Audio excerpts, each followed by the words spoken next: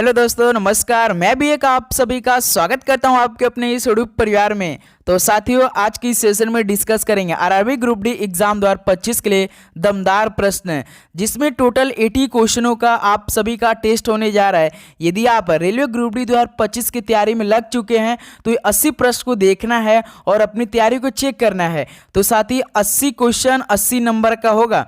तो भाई, railway group D exam 2025 का जब नोटिफिकेशन आया था तो उसमें नोटिफिकेशन में ही कहा गया है कि आपका 100 क्वेश्चन होगा और एक क्वेश्चन 1 नंबर लेंगे हम, और 1/3 का नेगेटिव मार्किंग भी लेने वाले हैं। तो भाई, आज आपका टेस्ट होगा जो कि 80 क्वेश्चन का होगा। तो 80 क्वेश्चन 80 नंबर का होगा और आप सभी का प्रश्नों का टारगेट केवल 65 प्रश्न सही करने का होगा। ओके दोस्त, तो चलिए बिना टाइम वेस्ट की सेशन को स्टार्ट करते हैं। वैसे तो लगातार सुबह 8 बजे जीके साइंस की मिक्स क्वेश्चनों की आपकी क्लासेस चल रही थी, प्रैक्टिस सेट हो रही थी। लेकिन दोस्त, आज आपका 2018-2022 के शिफ्ट में जो डायरेक्ट सॉल्व पूछे गए थे ना, उसका टेस्ट हम लेने जा रहे हैं। ओके, तो यदि आपने ग्रुप डी का फॉर्म भर दिया होगा, सिलेबस देखा होगा कि कौन से सब्जेक्ट से कितने क्वेश्चन आ रहे हैं, तो देखिए एक बार। तो जीके से दोस्त 20 क्वेश्चन आ रहे हैं, साइंस से 25 क्वेश्चन आ रहे हैं, रीजनिंग से सबसे अधिक 30 क्वेश्चन आ रहे हैं, प्लस साथ ही मैथ से 25 क्वेश्चन आ रहे हैं। टोटल 100 क्वेश्चन का होगा पेपर आपका, जो कि कंप्यूटर पे होगा दोस्त। इसके बाद एक आपका फिजिकल हो जाएगा, डॉक्यूमेंट हो जाएगा, और आपका मेडिकल होता है, आपका फाइनल सिलेक्शन हो जाएगा। ओके दोस्तों, ये आपका आरआरबी ग्रुप डी 2025 का सिलेक्शन प्रोसेस रहने वाला है। तो जितने भाई अभी तक ग्रुप डी का फॉर्म अप्लाई नहीं किया है तो आपको काफ़ी मुश्किल होगी, क्योंकि अब देखिए लास्ट दिनों का ये फॉर्म अप्लाई बाकी है। तो अब सर्वर थोड़ा से बिजी बता रहा है। उसमें क्या बता रहा है? आधार कार्ड में थोड़ा सा दिक्कत बताई दे रहा है भाई। इस पे आप जब ग्रुप डी का फॉर्म भरने जा रहे होंगे इस समय, तो आधार कार्ड का उसमें कुछ मतलब की दिक्कत बता रहा है। वही साथ ही साइड बिजी कार्ड बता दे रहा है। ओके, तो थोड़ा सा कोशिश कीजिए, जितने भाई अभी ग्रुप डी का फॉर्म अप्लाई नहीं किया है वो थोड़ा सा कोशिश करेंगे तो फॉर्म भर देंगे मतलब कि रात में आप फॉर्म भरने जाएंगे तो आप हो जाएगा। जितने लोग का फॉर्म अप्लाई नहीं हुआ उनके लिए हम बातें कर रहे हैं। ओके दोस्त, तो चलिए इस सेशन को स्टार्ट करते बहुत अच्छी तरीके से। तो डेली क्लास इस समय सुबह 8 बजे चल रही है और 11:30 AM पे चल रही और शाम को 7 PM पे चल रही है। ओके दोस्त, तो देखते हैं आज का पहला प्रश्न, जो कि 80 प्रश्नों का टेस्ट होगा। 65 प्रश्न केवल आपको सही करना है। देखिए पहला प्रश्न, प्रसिद्ध नृत्य व्यक्तित्व केलुचरण महापात्र इनमें से किस नृत्य शैली से जुड़े हैं? बताइए दोस्त, प्रसिद्ध नृत्य व्यक्तित्व केलुचरण महापात्र इनमें से किस नृत्य शैली से जुड़े हैं? तो उड़ीसी से जुड़े हैं। तो पहले का डी ऑप्शन क्या हो जाएगा? बिल्कुल करेक्ट आंसर हो जाएंगे। चलिए दोस्त, नेक्स्ट नंबर बताइए। क्वेश्चन नंबर 2, डीपी धर द्वारा कौन सी पंचवर्षीय योजना तैयार और लॉन्च की गई थी? तो भाई, डीपी धर द्वारा कौन सी पंचवर्षीय योजना तैयार किया गया था और उसे लॉन्च भी किया गया था? बताइए दोस्त, कौन से नंबर की पंचवर्षीय योजना तैयार किया गया था और लॉन्च भी किया गया था डीपी धर द्वारा? तो 5वीं पंचवर्षीय योजना। तो भाई, 5वीं पंचवर्षीय योजना का टाइम पीरियड कब से लेकर कब तक था? तो 1974 से शुरू हुआ था और 1978 में ख़त्म हो चुका था।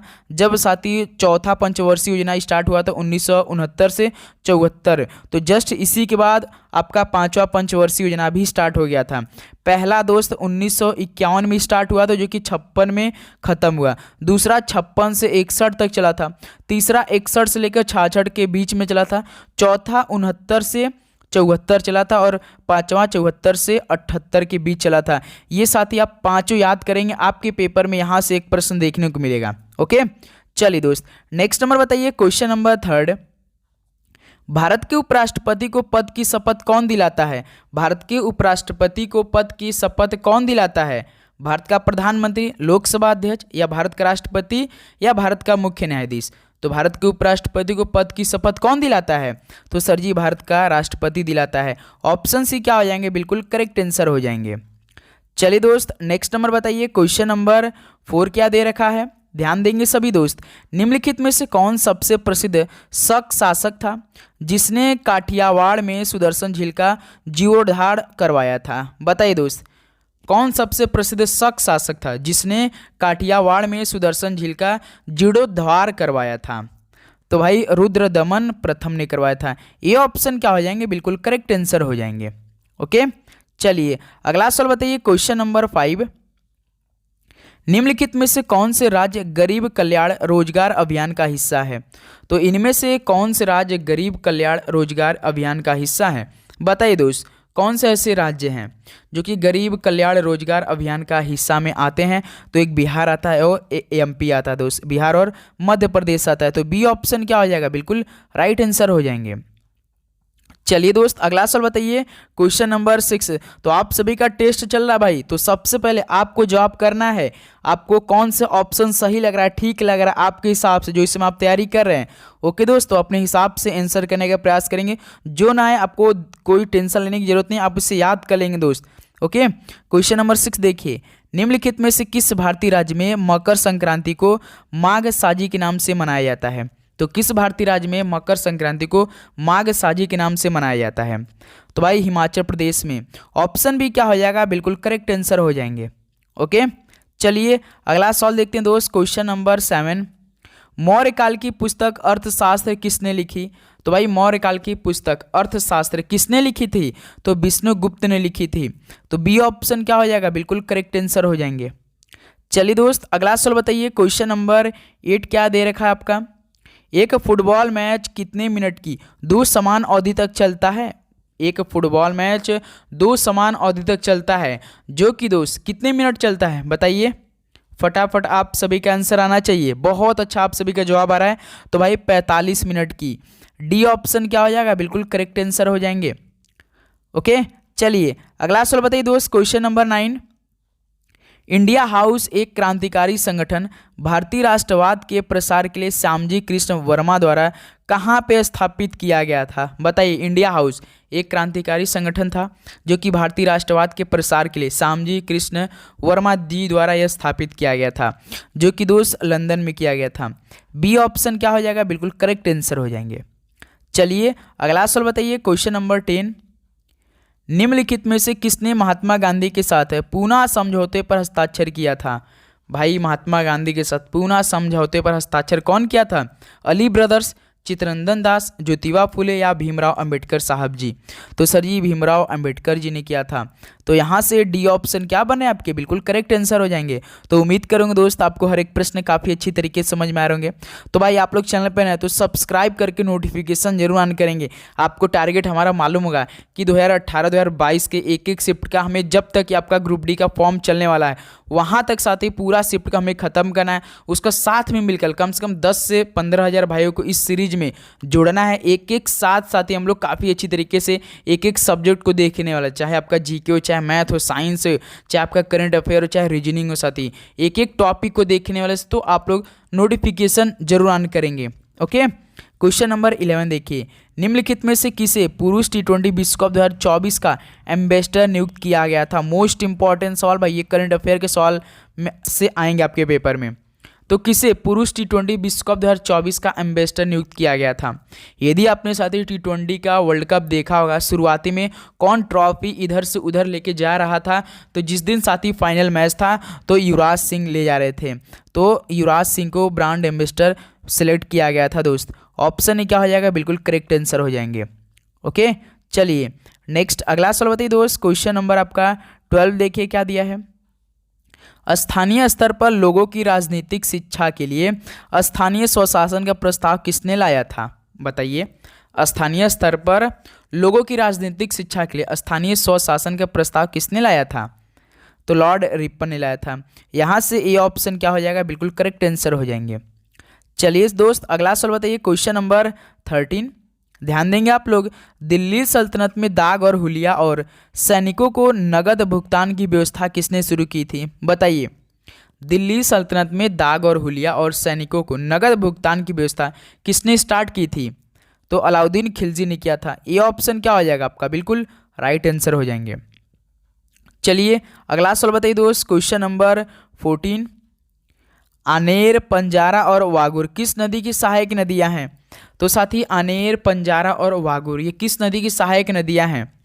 तो याद रखिएगा तापी नदी की। तो यहाँ से ऑप्शन सी क्या हो रहा है, बिल्कुल करेक्ट आंसर हो जाएंगे। तो साथी एक प्रश्न फटाफट देखने वाले हैं, थोड़ा सा आप लोग समय को मेंटेन करके चलेंगे साथ में, क्योंकि 80 क्वेश्चन करना है भाई, तो कम समय में अधिक क्वेश्चन करने का प्रयास इसमें हम लोग भी कर रहे हैं। ओके, तो उस टारगेट को भी पूरा करना है। देखिए, उगादी निम्नलिखित में से किस राज्य का प्रसिद्ध त्यौहार है? उगादी किस राज्य का प्रसिद्ध त्यौहार है? तो भाई ये आंध्र प्रदेश का है ना। ये ऑप्शन क्या हो जाएगा, बिल्कुल करेक्ट आंसर हो जाएंगे। चलिए अगला सवाल बताइए, क्वेश्चन नंबर 16 देखिए। राज्यों और केंद्र शासित प्रदेशों का प्रतिनिधित्व करने वाली राज्यसभा में कुल कितने निर्वाचित सदस्य हैं? बताइए दोस्त, राज्यों और केंद्र शासित प्रदेशों को मिलाकर प्रतिनिधित्व करने वाली राज्यसभा में कुल कितने निर्वाचित सदस्य होते हैं? निर्वाचित की बात करा भाई, जिसमें से देखिए 250 होते हैं, 12 राष्ट्रपति मनोनीत कर देते हैं, तो कितने बचेंगे? 238 बचेंगे, यानी 238 बचेंगे। ऑप्शन सी क्या हो रहा है आपका? बिल्कुल करेक्ट आंसर हो जाएंगे। ओके दोस्त, चलिए अगला बताइए, क्वेश्चन नंबर 17। लोकटक झील जो विश्व की एकमात्र तैरती हुई झील है, ये किस राज्य में स्थित है? देखिए दोस्त, लोकटक झील ऐसी झील है जो कि विश्व की एकमात्र तैरती हुई झील है। ये किस स्टेट में स्थित है ये बताना आपको, तो मणिपुर में स्थित है। डी ऑप्शन क्या हो जाएंगे? बिल्कुल करेक्ट आंसर हो जाएंगे। चलिए अगला सवाल बताइए, क्वेश्चन नंबर 18। देखिए, भारतीय संविधान का कौन सा अनुच्छेद राष्ट्रपति को क्षमादान की शक्ति प्रदान करता है? भारत ऐसा देश है जिसको सजा हो रही है, यानी फांसी की सजा हो रही है, राष्ट्रपति के पावर होता है, वो अनुच्छेद होता है कि उसको भी वो माफ़ कर सकता है। भारत एक ऐसा देश है, तो किस अनुच्छेद में ऐसा वर्णन किया गया है? तो भाई अनुच्छेद 72 में किया गया है। ये ऑप्शन बिल्कुल राइट आंसर हो जाएंगे। चलिए अगला सवाल बताइए दोस्त, क्वेश्चन नंबर 19 देखिए। भारत में कोंकण तट और कोरोमंडल तट कहाँ पर स्थित है? भारत में कोंकण तट और कोरोमंडल तट कहाँ पर स्थित है बताइए? तो भाई क्रमशः पश्चिमी और पूर्वी घाटों के साथ में स्थित है। ऑप्शन सी क्या हो जाएगा? बिल्कुल करेक्ट आंसर हो जाएंगे। चलिए अगला बताइए, क्वेश्चन नंबर 20 देखिए। कर्क रेखा निम्नलिखित में से किस भारतीय राज्य से नहीं गुजरती है? भाई जो कर्क रेखा ये किस भारतीय राज्य से नहीं गुजरती है? पहले आप देखिए किस राज्य से गुजरती है, अपने आप नहीं वाला आंसर मिल जाएगा। तो छत्तीसगढ़ से जाती है बिल्कुल, त्रिपुरा से भी जाती है, झारखंड से भी जाती है, यानी ऑप्शन बी आपका असम ऐसा राज्य है जो कर्क रेखा यहाँ से नहीं गुजरती है। तो बी ऑप्शन दोस्त बिल्कुल करेक्ट आंसर हो जाएंगे। चलिए अगला सवाल बताइए, क्वेश्चन नंबर 21। पीन वैली राष्ट्रीय उद्यान कहाँ पर अवस्थित है? भाई सारे आपके पेपर का ही सवाल है। आप लोग काफ़ी लोग कमेंट करते सर इतना इजी प्रश्न पूछा था। हाँ भाई, यदि आप 2018-2022 के शिफ्टों का एक एक शिफ्ट का प्रश्न हल कर रहे होंगे ना, तो ये सारे प्रश्न आपको काफ़ी इजी लग रहे होंगे। ओके दोस्त, तो इस माल जो हम लोग का टारगेट चला है उसको पूरा करना है भाई। हमें एक एक टारगेट पूरा करना, हमें कोई भी टारगेट अधूरा नहीं छोड़ना है। बिल्कुल कम से कम 5 महीना दीजिए, साथ ही आपकी तैयारी इतनी बेहतरीन करवाएंगे कि आप साथ ही मज़ा आने वाला है। ओके, तो पीन वैली राष्ट्रीय उद्यान कहाँ पर स्थित है? तो वह हिमाचल प्रदेश में स्थित है। सी ऑप्शन बिल्कुल करेक्ट आंसर हो जाएंगे। चलिए नेक्स्ट नंबर बताइए दोस्त, क्वेश्चन नंबर 22 देखिए। चक्रवर्ती राजगोपालचारी ने निम्नलिखित में से किस राज्य में नमक सत्याग्रह का नेतृत्व किया था? चक्रवर्ती राजगोपालचारी जी ने किस राज्य में नमक सत्याग्रह का नेतृत्व किया था? तो तमिलनाडु राज्य में। बी ऑप्शन क्या हो जाएंगे? बिल्कुल करेक्ट आंसर हो जाएंगे। ओके, चलिए अगला सवाल बताइए, क्वेश्चन नंबर 23। सत्यमेव जयते पहली बार किसके द्वारा सुनाया गया था? बताइए दोस्त, सत्यमेव जयते पहली बार किसके द्वारा सुनाया गया था? तो सर जी मदन मोहन मालवीय जी द्वारा पहली बार सत्यमेव जयते को सुनाया गया था। डी ऑप्शन क्या हो जाएगा? बिल्कुल करेक्ट आंसर हो जाएंगे। चलिए नेक्स्ट अगला बताइए, क्वेश्चन नंबर 24। अकबर के शासनकाल में निम्नलिखित में से किस पुस्तक का अनुवाद द रज्मनामा यानी बुक ऑफ वॉर के रूप में किया गया था? बताइए, अकबर के शासनकाल में किस पुस्तक का अनुवाद द रज्मनामा यानी बुक ऑफ वॉर के रूप में साथ ही इसे किया गया था? तो भाई महाभारत को। डी ऑप्शन क्या हो जाएंगे? बिल्कुल करेक्ट आंसर हो जाएंगे। चलिए अगला सवाल बताइए, क्वेश्चन नंबर 25। खुआंग किस राज्य का पारंपरिक वाद्य यंत्र है? भाई खुआंग ये किस राज्य का पारंपरिक वाद्य यंत्र है? तो सर जी मिजोरम का है। तो बी ऑप्शन क्या हो जाएंगे? बिल्कुल करेक्ट आंसर हो जाएंगे। नेक्स्ट अगला बताइए, क्वेश्चन नंबर 26। मानव तस्करी का निषेध भारतीय संविधान में किस अनुच्छेद के तहत रखा गया है? बताइए, मानव तस्करी का निषेध भारतीय संविधान में किस अनुच्छेद के तहत रखा गया है? तो दोस्त अनुच्छेद 23 के तहत। बी ऑप्शन बिल्कुल करेक्ट आंसर हो जाएंगे। चलिए नेक्स्ट अगला बताइए दोस्त, क्वेश्चन नंबर 27। 2011 की जनगणना के अनुसार बाल लिंगानुपात प्रति 1000 पुरुषों पर कितनी महिलाएं थी या स्त्रियां थी? 2011 की सेंसस रिपोर्ट के अनुसार बाल लिंगानुपात प्रति 1000 मैन पर दोस्त यानी 1000 पुरुषों पर 900 कितनी महिलाएं थी? तो भाई 919 महिलाएं थी। ए ऑप्शन बिल्कुल करेक्ट आंसर हो जाएंगे। ध्यान देंगे, ये मोस्ट इंपॉर्टेंट टॉपिक जनगणना, एक पंचवर्षीय योजना, आपके पेपर में 2 प्रश्न ये देगा भाई, याद रखिएगा। चलिए अगला बताइए, क्वेश्चन नंबर 28। ब्रिटिश संसद के सदस्य के रूप में पहला भारतीय किसे चुना गया था? ब्रिटिश संसद के सदस्य के रूप में पहला भारतीय किसे चुना गया था? तो भाई दादा भाई नौरोजी को। बी ऑप्शन क्या हो जाएंगे? बिल्कुल राइट आंसर हो जाएंगे। चलिए नेक्स्ट अगला बताइए दोस्त, क्वेश्चन नंबर 29। निम्नलिखित में से कौन सा सही सुमेलित नहीं है? इनमें से कौन सा सही सुमेलित नहीं है? देखिए, संवैधानिक उपचारों का अधिकार अनुच्छेद 32 में है, बिल्कुल ठीक है। उसके बाद दोस्त भेदभाव का निषेध अनुच्छेद 15 में भी ठीक है। संघ के निर्माण का अधिकार अनुच्छेद 19 में है। जीवन की रक्षा का अधिकार अनुच्छेद 20 दिया है। भाई 20 की जगह यदि 21 रहता तो ठीक रहता है, तो यानी डी ऑप्शन आपका क्या है? सही सुमेलित नहीं है। जीवन की रक्षा का अधिकार अनुच्छेद 21 में है, ना कि 20 में है। ओके, तो डी ऑप्शन बिल्कुल करेक्ट आंसर हो जाएंगे। चलिए अगला सवाल बताइए, क्वेश्चन नंबर दोस्त 30 देखिए। खान अब्दुल गफ्फार खान किस नाम से प्रसिद्ध थे? बताइए, खान अब्दुल गफ्फार खान ये किस नाम से प्रसिद्ध थे? तो सर ये फ्रंटियर गांधी के नाम से। बी ऑप्शन क्या हो जाएगा? बिल्कुल करेक्ट आंसर हो जाएंगे। चलिए अगला सवाल बताइए, क्वेश्चन नंबर 31। निम्नलिखित में से कौन महोत्सव उत्तराखंड में मनाया जाता है? भाई महोत्सव जो उत्तराखंड में मनाया जाता है, जो कि काफ़ी फेमस है उत्तराखंड। कभी आपको मौका मिला घूमने जाएंगे तो आप देखेंगे हर एक जगह फूल ही फूल आपको देखने को मिलेगा। तो फूलदेई के नाम से फेमस है उत्तराखंड का ये महोत्सव साथी। ये ऑप्शन बिल्कुल करेक्ट आंसर हो जाएंगे। ओके, तो उम्मीद करूँगा दोस्त आपको हर एक प्रश्न काफ़ी अच्छी तरीके से समझ में आ रहे होंगे। तो भाई डेली जो हम आपको लिए क्लास प्रोवाइड करते हैं, अपने दोस्तों में शेयर जरूर भी कर दिया कि दोस्त, एक लाइक और एक सब्सक्राइब हमें मोटिवेट करता है कि लगातार आपके लिए हम क्लास प्रोवाइड करते हैं। इसलिए दोस्त आप सभी से रिक्वेस्ट है, लाइक कराना भूलेंगे, सब्सक्राइब करके नोटिफिकेशन जरूर ऑन करेंगे। ओके दोस्त, आपके ही फायदे के लिए हम बोल रहे हैं दोस्त। देखिए क्वेश्चन नंबर 32। घूमर ये किस राज्य का एक लोक नृत्य है? तो दोस्त घूमर ये किस राज्य का एक लोक नृत्य है? तो सर जी राजस्थान का है। डी ऑप्शन क्या हो जाएगा आपका? बिल्कुल करेक्ट आंसर हो जाएंगे। चलिए अगला सवाल बताइए, क्वेश्चन नंबर 33। निम्नलिखित में से किसने योजना आयोग का स्थान लिया था? भाई योजना आयोग की स्थापना 1950 में हुई थी, फिर 2015 में इसकी स्थान नीति आयोग ने ले लिया था। याद रखिएगा, बी ऑप्शन बिल्कुल करेक्ट आंसर हो जाएंगे। ओके, चलिए नेक्स्ट अगला बताइए दोस्त, क्वेश्चन नंबर 34। पोंगल एक फसल उत्सव है जो कि किसको समर्पित है? बताइए दोस्त। अब एक सवाल आप लोग बताइए कि पोंगल एक किस राज्य से संबंधित है? उस राज्य का नाम बस आपको बताना है। पोंगल कहाँ पर ये होता है दोस्त? एक फसल उत्सव है जो कि किसको समर्पित है? तो सूर्यदेव जी को समर्पित है। डी ऑप्शन बिल्कुल करेक्ट आंसर हो जाएंगे। ओके, चलिए नेक्स्ट अगला बताइए, क्वेश्चन नंबर 35। निम्नलिखित में से कौन सा देवधर ट्रॉफी संबंधित है? गोल्फ है? नहीं है। बैडमिंटन? नहीं। स्नूकर? नहीं। क्रिकेट? क्रिकेट देवधर ट्रॉफी से संबंधित है, ध्यान देंगे। तो यहाँ से डी ऑप्शन क्या हो जाएगा? बिल्कुल करेक्ट आंसर हो जाएंगे। चलिए नेक्स्ट अगला बताइए दोस्त, क्वेश्चन नंबर 36 देखिए। भारत में पहली जनगणना कब संपन्न हुई थी? मोस्ट इंपॉर्टेंट सवाल और काफ़ी इजी सवाल भी है आपके लिए। भारत में पहली जनगणना कब संपन्न हुई थी? बताइए। तो 1881 में, यानी 1881 में। ये ऑप्शन बिल्कुल करेक्ट आंसर हो जाएंगे।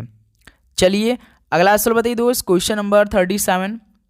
भवाई किस भारतीय राज्य की पारंपरिक नाट्य शैली है? भवाई किस भारतीय राज्य की पारंपरिक नाट्य शैली है? तो दोस्त याद रखेंगे आप लोग, ये गुजरात राज्य का है भवाई। ये ऑप्शन क्या हो जाएगा? बिल्कुल करेक्ट आंसर हो जाएंगे। ओके, कोई दिक्कत? साथ ही आपके मन में जो भी प्रश्न उठ रहे हैं इस क्लास के बाद आप जरूर पूछेंगे। साथ ही हम आपके हर एक सवाल का जवाब जरूर बताएंगे। साथ ही आपके प्रश्नों का हल हमारे पास है दोस्त। बस आपके मन में जो भी प्रश्न उठ रहे हैं आरआरबी ग्रुप डी एग्ज़ाम 2025 के लिए या किसी अन्य एग्जामों के लिए, ओके दोस्त, तो आप जरूर पूछिए। आपके प्रश्न का जवाब हम जरूर करेंगे, एकदम बिल्कुल अच्छे से एक एक बात बताएंगे। जो भी आपका डाउट रहेगा उसको साथ ही क्लियर करने का प्रयास करेंगे। ओके, देखिए लिब्रो शब्द का प्रयोग निम्नलिखित में से किस में किया जाता है? लिब्रो शब्द का प्रयोग किस खेल में किया जाता है? ध्यान देंगे तो अब ये वॉलीबॉल में किया जाता है। बी ऑप्शन क्या हो जाएगा? बिल्कुल करेक्ट आंसर हो जाएंगे। चलिए नेक्स्ट अगला बताइए, क्वेश्चन नंबर 39। मिट्टी के बर्तन प्रारंभिक ऋग्वैदिक आर्यों के किस रंग के बर्तन थे? मिट्टी के जो बर्तन थे प्रारंभिक ऋग्वैदिक आर्यों में, वो साथी गेरू रंग के बर्तन थे। ये ऑप्शन क्या हो जाएगा, बिल्कुल करेक्ट आंसर हो जाएंगे। चलिए अगला बताइए क्वेश्चन नंबर 40 ध्यान देंगे सभी दोस्त। निम्नलिखित में से कौन भारत के संविधान का संरक्षक यानी कस्टोडियन है? भाई भारत के संविधान का संरक्षक कौन होता है यानी कस्टोडियन?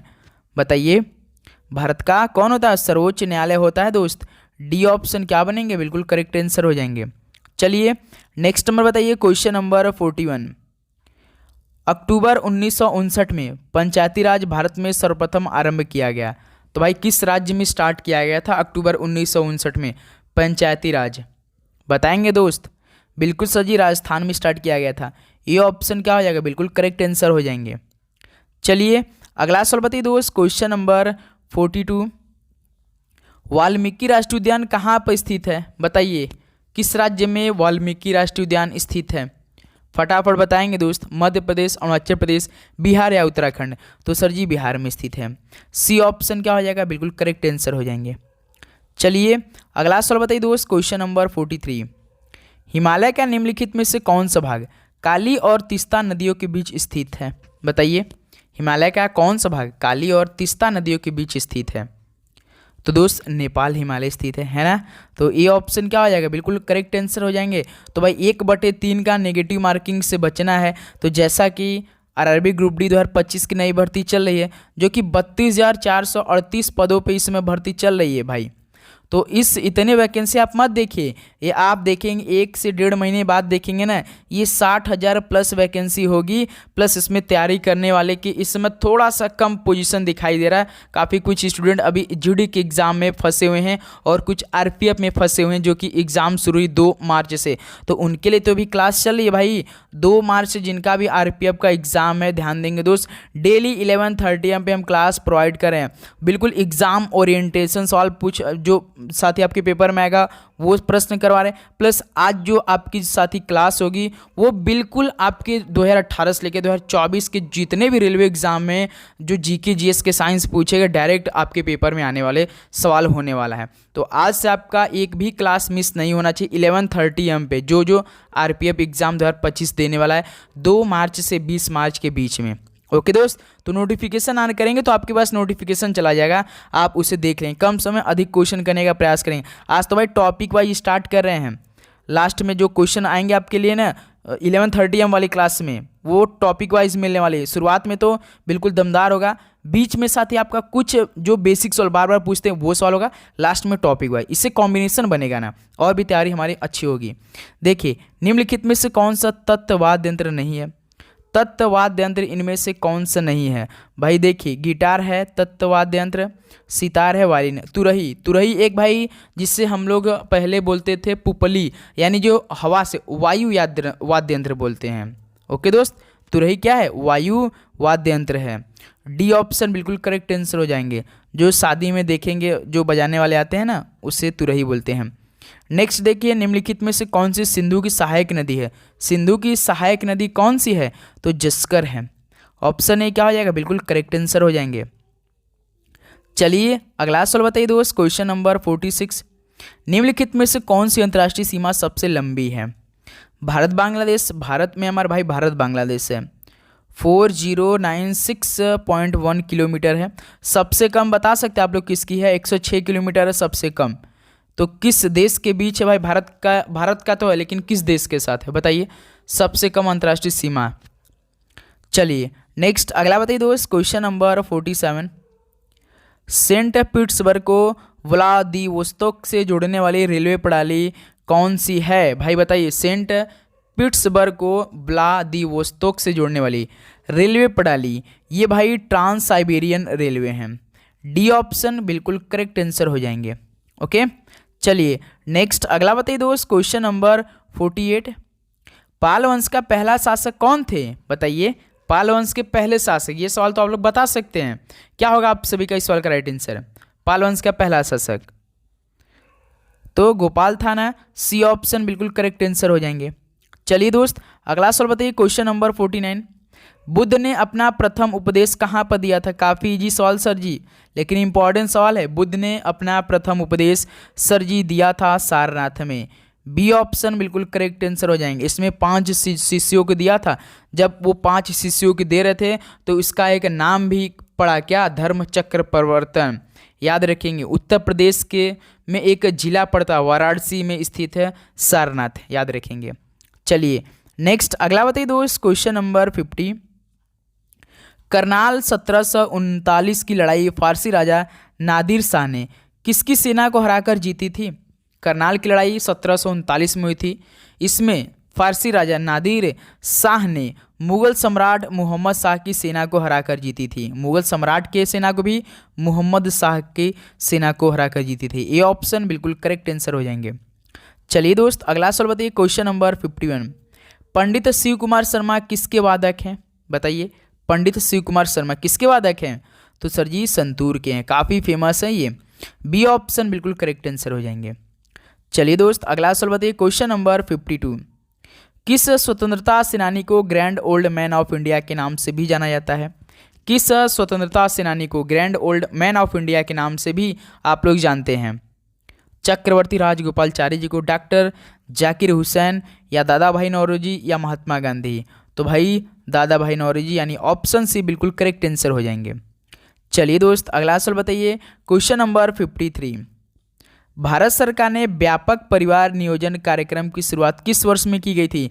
बताइए दोस्त, आप सभी को प्रश्न तो याद हो रहे होंगे एक एक साथ ही, और जो हम जैसे कि आपको डेली क्लास में सॉल्व प्रोवाइड कराते हैं उसको साथ ही उम्मीद करूंगा बहुत अच्छी तरीके से याद भी कर रहे होंगे, क्योंकि यही समय है आपकी तैयारी को बहुत मजबूती देने का। क्योंकि लास्ट में आप जाएंगे तो आपके ऊपर थोड़ा सा प्रेशर बन जाता है, तो उस समय थोड़ी सी जो हमारी तैयारी वो रुक जाती है। लेकिन जो अभी बिल्कुल माइंड फ्रेश होकर हमारी तैयारी होगा ना, तो इसमें हमें हर एक प्रश्न काफ़ी अच्छी तरीके से याद हो सकता है। आप देख रहे होंगे डेली आप क्लास में जो प्रश्न कर रहे हैं वो बहुत अच्छा आपकी तैयारी भी हम देख रहे हैं। जो आप मतलब कमेंट करते हैं ना दोस्त, आपके हर एक कमेंट का हम मतलब कि देखते हैं कि कौन कैसा स्टूडेंट इसमें चल रहा है। तो इसलिए आप लोग इसमें बहुत अपनी तैयारी करते रहिए लगातार। एक भी दिन आपको गैप नहीं करना है, एक भी दिन गैप नहीं करना, लगातार दोस्त अपनी क्लासें करने और अपनी तैयारी करते रहना है। ओके बिल्कुल दोस्त। तो भारत सरकार ने व्यापक परिवार नियोजन कार्यक्रम की शुरुआत 1972 में की थी। सी ऑप्शन बिल्कुल करेक्ट आंसर हो जाएंगे। चलिए दोस्त अगला सवाल देखते हैं, क्वेश्चन नंबर 54।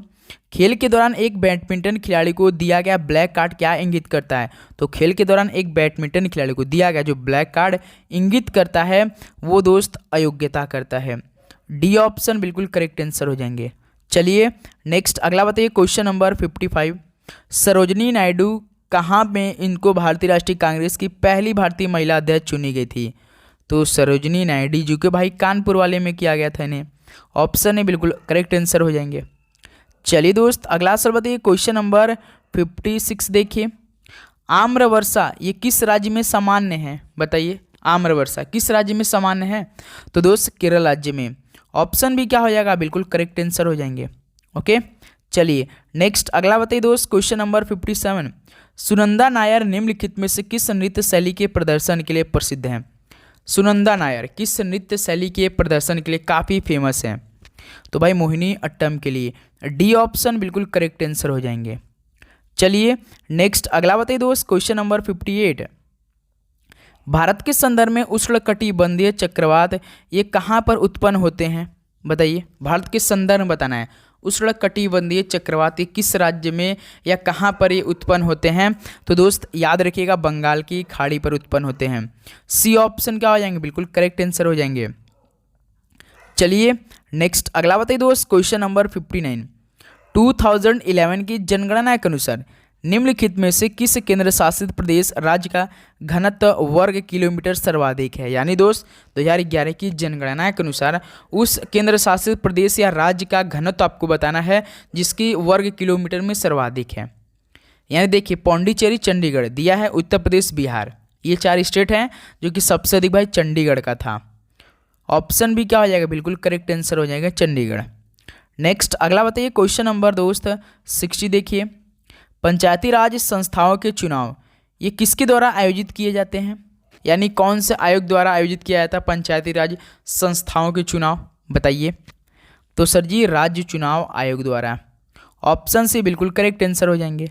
नेक्स्ट नंबर बताइए दोस्त, क्वेश्चन नंबर 61 देखिए। कितने भारतीय राज्य बांग्लादेश के साथ अपनी सीमा साझा करते हैं? भाई कितने भारतीय राज्य बांग्लादेश के साथ अपनी सीमा साझा करते हैं? आप तो भाई कुछ ट्रिक इसका पकड़े होंगे। क्या आप लोग ट्रिक कुछ मालूम है दोस्त? बताइए, कुछ मालूम है या कि वैसे ही भाई? तो भाई टाइम AM PM, क्या दोस्त? टाइम AM PM यानी क्या हो जाएगा? टाइम AM PM का टा से साथ ही त्रिपुरा होता है, ए से आपका असम होता है, एम से आपका क्या हो जाएगा भाई? एम से आपका हो जाएगा मिजोरम होता है। इसमें 2 राज्य आएंगे एम से, मिजोरम, और आपका पी से दोस्त जैसे कि आप पश्चिम बंगाल बोलते हैं, वेस्ट बंगाल बोलते हैं, और एक एम से आपका मिजोरम मेघालय होगा। तो यानी कितनी स्टेट है? 1 2 3 4 5 स्टेट है, यानी 61 का दोस्त डी ऑप्शन। तो भारतीय राज्य ऐसे 5 है जो कि बांग्लादेश का साथ अपनी सीमा साझा करते हैं। कौन कौन सी स्टेट है? तो एक बार आप ध्यान से देख लेंगे। पहले नंबर पे दोस्त त्रिपुरा आता है, दूसरे नंबर पे दोस्त असम आता है, बस आपको याद करना है। तीसरे नंबर पे दोस्त मिजोरम है, उसका चौथे नंबर पे दोस्त पश्चिम बंगाल है, पश्चिम बंगाल बोल दीजिए या वेस्ट बंगाल बोल दीजिए, और 5वें नंबर पे दोस्त मेघालय है। ये 5 स्टेट हैं जो कि बांग्लादेश के साथ अपनी सीमा को साझा करते हैं, शेयर करते हैं। ओके, चलिए नेक्स्ट 62 बताइए। भारतीय सुदूर संवेदन संस्थान की स्थापना कहाँ पे की गई थी? तो भारतीय सुदूर संवेदन संस्थान की स्थापना की बात करें तो देहरादून में की गई थी। ऑप्शन सी बिल्कुल करेक्ट आंसर हो जाएंगे। चलिए दोस्त अगला सवाल बताइए, क्वेश्चन नंबर 63। मैकमोहन लाइन एक ऐसी रेखा है जो चीन और किस भारतीय राज्य को अलग करती है? बताइए, मैकमोहन लाइन तो भारत और चीन को अलग करती है, लेकिन वह भारत में किस राज्य को अलग करती है? तो अरुणाचल प्रदेश को। ध्यान देंगे दोस्त, ऑप्शन सी बिल्कुल करेक्ट आंसर हो जाएंगे। चलिए अगला बताइए, क्वेश्चन नंबर 64। 1610 के आरंभ में किसने अपने नए आविष्कृत दूरबीन से बृहस्पति के 4 चंद्रमाओं की खोज की? मोस्ट इंपॉर्टेंट सवाल भाई, 1610 की बात है, इसके वो भी आरंभ में किसने अपने नए आविष्कृत दूरबीन से बृहस्पति के 4 चंद्रमाओं की खोज कर डाली थी? तो भाई जी गैलीलियो गैलीली ने किया था। किसने? गैलीलियो गैलीली ने किया था। ऑप्शन सी बिल्कुल करेक्ट आंसर हो जाएंगे। ओके दोस्त, चलिए नेक्स्ट अगला बताइए 65 नंबर। पुर्तगाली खोजकर्ता वास्को डी गामा ने किस वर्ष में भारत के लिए समुद्री मार्ग खोज की थी? बताइए, पुर्तगाली जो खोजकर्ता था वास्को डी गामा ने सन 1498 में भारत के लिए समुद्री मार्ग खोज डाली थी। बी ऑप्शन 1498 बिल्कुल करेक्ट आंसर हो जाएंगे। चलिए दोस्त अगला सवाल बताइए, क्वेश्चन नंबर 66 देखिए। गिफ्ट टू मोनोथिज्म नामक पुस्तक किसने लिखी है? गिफ्ट टू मोनोथिज्म नामक पुस्तक किसने लिखी है? तो भाई राजा राम मोहन राय जी द्वारा लिखा गया है पुस्तक gift to monotheism. D option बिल्कुल करेक्ट आंसर हो जाएंगे। चलिए 67 नंबर बताइए, निम्नलिखित में से कौन सा पद कवि हरिशेठ के पास नहीं था? बताइए दोस्त, ऐसा कौन सा पद जो कि कवि हरिशेठ के पास नहीं था? तो देखिए, संधि विग्रहिता था, महादंड नायक था, कुमार अमात्य था, लेकिन उस नागर श्रेष्ठी इनके पास नहीं था। तो सी ऑप्शन बिल्कुल करेक्ट आंसर हो जाएंगे। ओके, चलिए अगला बताइए दोस्त, क्वेश्चन नंबर 68। अखिल भारतीय मुस्लिम लीग का गठन ढाका में किस वर्ष में हुआ था? बताइए दोस्त, अखिल भारतीय मुस्लिम लीग का गठन ढाका में हुआ था बिल्कुल, लेकिन किस वर्ष में हुआ था? 1906 में हुआ था। डी ऑप्शन बिल्कुल करेक्ट आंसर हो जाएंगे। चलिए दोस्त अगला सवाल बताइए, क्वेश्चन नंबर 69। भारत के संविधान का निम्नलिखित में से कौन सा अनुच्छेद संविधान में संशोधन संबंधित है? बताइए दोस्त, भारत के संविधान का कौन सा अनुच्छेद संविधान में संशोधन से संबंधित है? तो सर ये अनुच्छेद 368 है। सी ऑप्शन बिल्कुल करेक्ट आंसर हो जाएंगे। ओके, चलिए नेक्स्ट अगला बताइए दोस्त, क्वेश्चन नंबर 70। वुड्स डिस्पैच ये किससे संबंधित है? बताइए दोस्त, वुड्स डिस्पैच ये किससे संबंधित है? तो सर जी शिक्षा से संबंधित है। ये ऑप्शन क्या हो जाएगा दोस्त आपका? बिल्कुल करेक्ट आंसर हो जाएंगे। ओके, कोई दिक्कत? बिल्कुल नहीं, बहुत अच्छा समझ में आ रहा है। नेक्स्ट 71 बताइए, निम्नलिखित में से कौन एक प्रकंद का उदाहरण है? प्रकंद का एक उदाहरण कौन है भाई? अदरक प्रकंद का उदाहरण होता है। ये ऑप्शन बिल्कुल राइट आंसर हो जाएंगे। चलिए दोस्त नेक्स्ट अगला बताइए, क्वेश्चन नंबर 72। कौन से समूह में पौधों को आमतौर पर शैवाल कहा जाता है? तो किस समूह में पौधों को दोस्त आमतौर पर शैवाल कहा जाता है? तो याद रखेंगे सभी दोस्त, थैलोफाइटा समूह में। ऑप्शन बी बिल्कुल करेक्ट आंसर हो जाएंगे। चलिए नेक्स्ट अगला बताइए, क्वेश्चन नंबर 73, कंडरा किससे बना होता है? तो दोस्त कंडरा किससे बना होता है? तो सर जी केवल कोलेजन फाइबर से बना होता है, यानी सी ऑप्शन क्या हो जाएंगे, बिल्कुल करेक्ट आंसर हो जाएंगे। चलिए दोस्त अगला सवाल बताइए, क्वेश्चन नंबर 74, एक अन्य कोशिका के डेंड्राइट के साथ समाप्त होने वाले एक अक्ष तंतु के बीच का जंक्शन क्या कहलाता है? बताइए, एक अन्य कोशिका के डेंड्राइट के साथ समाप्त होने वाला एक अक्ष तंतु के बीच का जंक्शन क्या कहलाता है? तो सिनैप्स बोलते हैं दोस्त। ये ऑप्शन बिल्कुल करेक्ट आंसर हो जाएंगे। ओके, चलिए नेक्स्ट अगला बताइए दोस्त, क्वेश्चन नंबर 75, तो देखिए निम्नलिखित में से कौन एक अध्रुवीय सहसंयोजक बंध प्रदर्शित करता है? भाई कौन इनमें से एक अध्रुवीय सहसंयोजक बंध प्रदर्शित करता है? तो क्लोरीन अणु करता है। ये ऑप्शन बिल्कुल करेक्ट आंसर हो जाएंगे। चलिए दोस्त अगला सवाल बताइए, क्वेश्चन नंबर 76 देखिए, निम्नलिखित में से किसे चाकू से आसानी से नहीं काटा जा सकता है? चाकू से आसानी से बिल्कुल नहीं काटा जा सकता है, तो किसे दोस्त?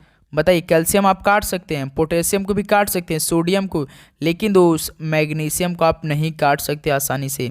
ये ऑप्शन बिल्कुल करेक्ट आंसर हो जाएंगे।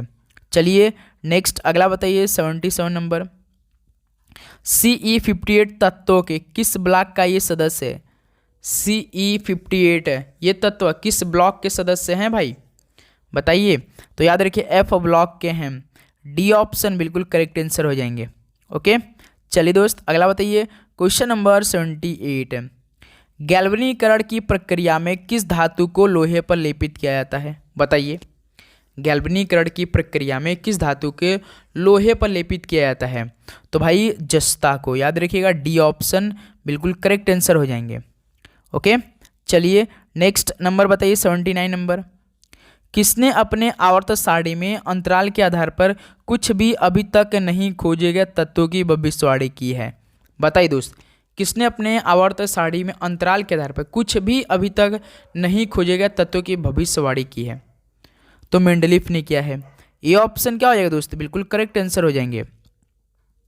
चलिए अगला सवाल बताइए, लास्ट क्वेश्चन, क्वेश्चन नंबर 80 दोस्त, समय टी के दौरान तार में धारा द्वारा उत्पन्न ताप को किसके द्वारा निर्धारित किया जाता है? मोस्ट इंपॉर्टेंट सवाल भाई, इस पे तो फिजिक्स से एक क्वेश्चन अभी आपके पेपर में आ जाते हैं। समय टी के दौरान तार में धारा द्वारा उत्पन्न ताप को किसके द्वारा निर्धारित किया जाता है? तो यदि साथी H बराबर आपको I²RT दिखाई दे रहा होगा तो समझिए बिल्कुल करेक्ट आंसर होएगा। H बराबर I² और कैपिटल R और स्मॉल t होता है, ये आपका एक फॉर्मूला होता है। तो यानी दोस्त देखिए डी ऑप्शन बिल्कुल करेक्ट आंसर हो जाएंगे। तो फाइनली आपका 80 क्वेश्चन कंप्लीट हो चुके हैं। अब बताइए दोस्त कि आप सभी का आज की सेशन से कितना स्कोर बना? पूरी ईमानदारी के साथ सभी दोस्त बताएंगे आप सभी का कितना स्कोर बना। तो उम्मीद करूँगा दोस्त आज का सेशन आपके लिए काफ़ी हेल्पफुल होगा और अपनी तैयारी आप बहुत अच्छी तरीके से कर रहे होंगे। ओके दोस्त, तो बताइए आप सभी का 80 प्रश्न का टेस्ट दिया आप लोगों ने, कितना आप सभी का प्रश्न सही कर पाए? पूरी ईमानदारी के साथ बताइए, 1/3 नेगेटिव मार्किंग के साथ। ओके दोस्त, तो डेली साथी सुबह 8 बजे इस समय हम क्लास आपके लिए प्रोवाइड करें और शाम को 7 PM पे और 11:30 AM पे जो RPF की तैयारी कर रहा है वो 11:30 वाले आज से क्लास जरूर लेना शुरू कर दे।